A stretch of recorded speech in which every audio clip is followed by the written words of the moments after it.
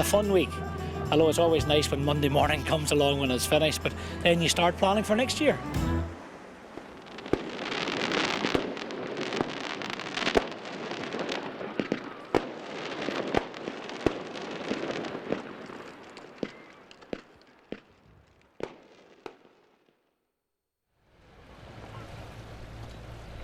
With its fishing traditions, Portpatrick is an obvious RNLI stronghold.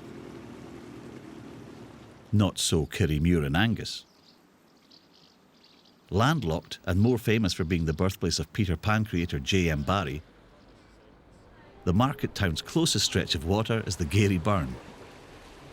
But for more than 50 years, Kirriemuir has been a hotbed of RNLI fundraising, thanks to the work of 89-year-old Annie Milne.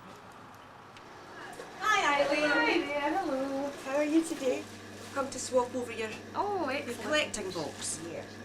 Taking away the full one and giving you a brand new one. The thing that brought it home to them in Kerry was when the Arbroath disaster and the Broughty Ferry disaster it was a loss of quite a lot of the lifeboat lads at that time, and that was a big boost. I mean, everybody then was quite willing to keep us going, and we've no bother at all making money for it. Fundraising has always been particularly strong at lifeboat stations because they see at first hand what is happening, but it's also remarkable, I look back over the past, how fundraising went on in inland towns, certainly in Scotland, many very, very active branches raising money for the RNLI well away from the sea. So it's a big business. It needs a lot of hard work to raise the necessary fund because it's a big challenge to do so. This was a lot taken long ago when we met the Duke of Atholl at Kinnordy House and gave us this vellum for our hard work and donation towards the lifeboat. The RNLI is a charity funded entirely by public donations. Cash can be hard to find in difficult financial times, and stalwarts like Annie Milne won't be here forever. Although daughter Helen is following in her mother's footsteps, it's getting harder to attract younger fundraisers. Got the ball rolling for the Lifeboat Committee. Younger people don't think about charities in the same way as they used to. If we are looking for help and we ask, can you come along between 10 and 2 next Saturday, we get them. If I said to them, can you come along between 10 and 2 and we want you to join a committee, they'd say no thanks.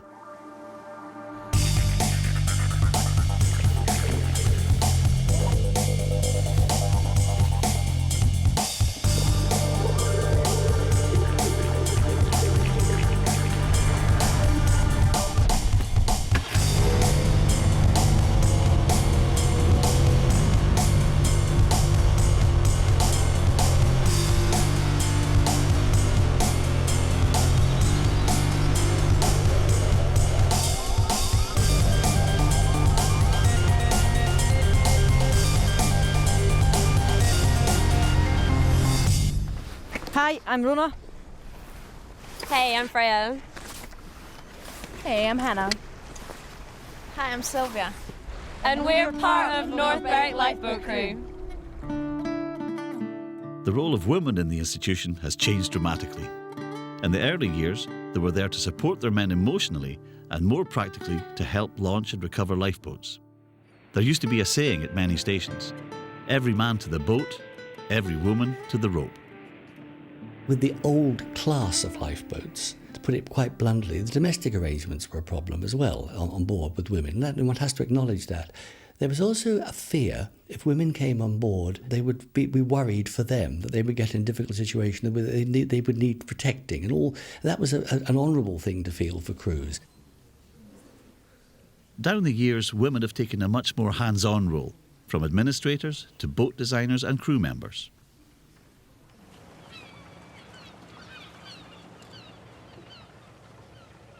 Yeah, we had a shout down Ginhead the other day. What was it? A vessel's clutch went, so we towed him back in. That took a while, did it not? Took about an hour and a bit. But the sea wasn't too bad, so it was better than it could be, but it was 3 knots all the way. I said to my mum, "Mum, phone this lady because I'm supposed to be babysitting." So my dad had to find her number in the phone book, and he phoned her and said I might be late, but they ended up getting a takeaway instead of going out for the meal. I felt so bad. Remember when we were doing our first aid course and we were all sitting having our lunch and the pages went off, we just all got up and ran out. We had to go back an hour later and say, well, we'll pay for our dinner now. Yeah. I actually started with the Duke of Edinburgh Award. I started working in the RNLI shop for my silver, and every Sunday I'd see these guys go out on the boat and it just looks so fun and exciting. The best thing about it is just like that you can help out somebody who really needs you. It's like all the time. It's even if we're going for training, it's really good time. So we can all like get together, explain to each other what we're doing, how to do it, even if somebody can't pick it up like straight away. It's like going through explanation, and it's really good. When I first came here, there were older people in the crew who maybe were a bit more old-fashioned. We've got younger people who are used to the fact that women are equal to guys, and we work better off each other for that.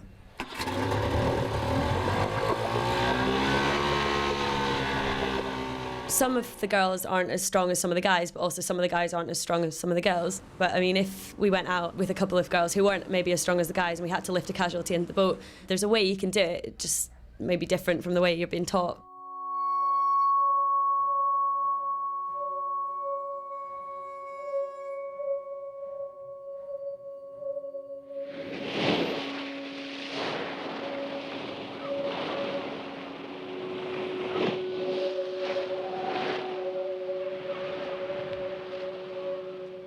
Lifeboat disasters are defined by the conditions in which they occur. The 1969 Longhope tragedy showed more than most the terrible consequences of calamity to a tiny community where almost every household suffered loss. Brims sits on the southern edge of Hoy in the Orkney Islands. Wild weather is common and the tides and currents have always been treacherous and unforgiving.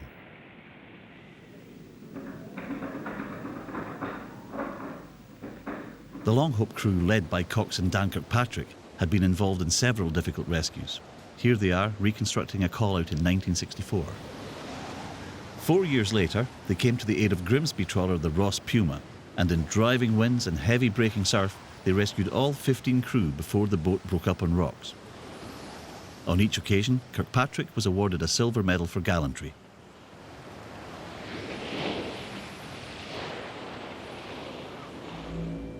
The crew that launched on the night of the disaster comprised two fathers who each had two sons on board. A brief entry in the Longhope logbook gives details of the call-out. At 20:05 hours on Monday the 17th of March 1969, Longhope lifeboat TGB launched in reply to a mayday for the Liberian cargo vessel RNLI. She went to the aid of a Liberian ship which was in danger of running aground in a severe storm. The ship, the RNLI she was called, was being carried in on the east coast of Orkney without engine power, and I think Dan, as he launched, felt he had to go because that was probably the best chance they had of being taken off. It was extremely rough, very, very bad. After they launched it, a Watson class not self-righting, the weather deteriorated even more, and she could barely make any headway at all.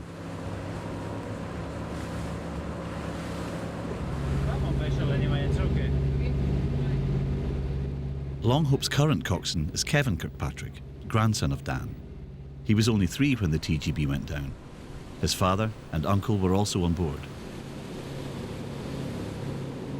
It had been blowing southeast wind, I believe, for around 6 weeks before the tragedy happened, and they were just overwhelmed by sea, which capsized the boat and lost the crew of 8. The TGB ran into a freak wave, a 100-foot wave, climbed it and toppled over backwards. She was found 2 days later floating off Scrabster, upside down. Well, it was just like every other night. It was a bad night. And you just hoped and prayed that they would come back again. Just like every other service they'd been on. The grim task of searching for the TGB fell to the crew of the Thurso lifeboat.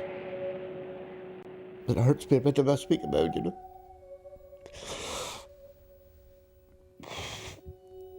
Sometimes I can speak about it no bother, and next time it just hurts me. The 7 bodies, which were still aboard her when she was found, went back across the Pentland Firth to Hoy in another lifeboat.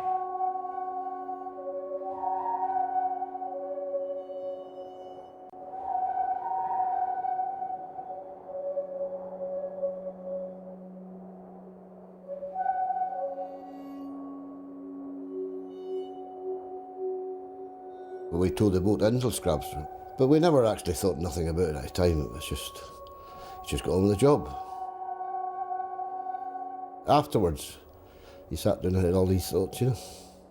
And it wiped a lot of men out. Oh, just one strike and it was away, like, you know. Left a lot of widows and terrible tragedy at the time. I shall never forget going around the houses soon after we'd recovered the lifeboat and had to tell the families that their husbands and fathers and had lost their lives. And every widow asked me, did I know what had happened to the crew of the Irene? And when I said that, as a matter of fact, she had drifted ashore, she had come onto a beach, the Coast Guards had managed to take people off with the breeches buoy they used in those days, and each one of them said, well, that's wonderful, because my husband would be so pleased to know that.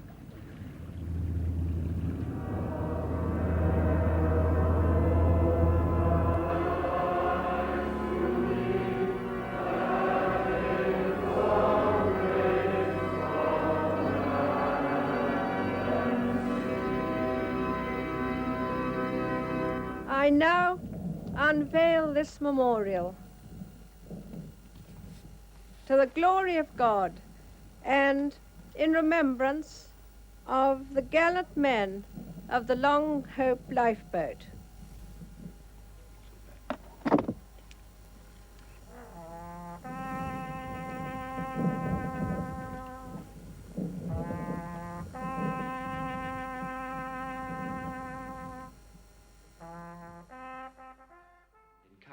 At the time of the disaster, Brian Miles was the RNLI's Scottish Area Inspector. He was sent to Hoy.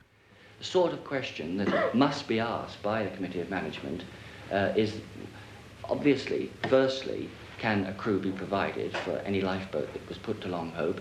But more important than that, whether there's a depth of crew, whether there's a reserve of crew, so that the boat station will never be found wanting with regard to providing crew for a boat.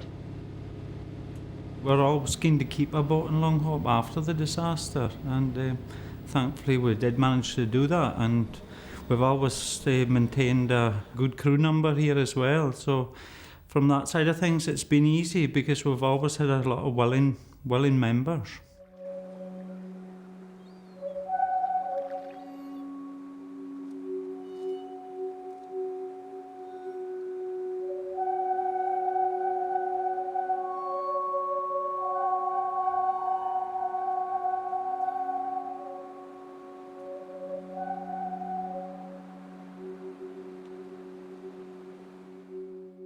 Just a few months later, in January 1970, Fraserburgh suffered its second tragedy in 17 years.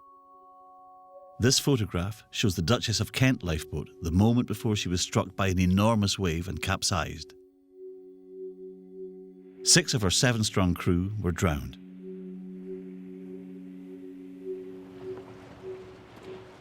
The tragedies ignited a debate about self-righting boats. This was the final wake-up call.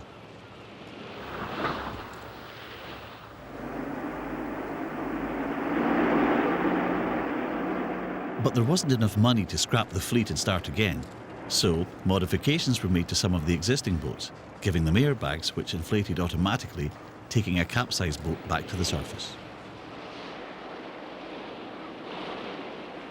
Although some of the coxswains in those days didn't like self-righting lifeboats because they weren't as sea-kindly, and we'd sort of allowed ourselves to be led in that direction in some respect. Those disasters pushed us down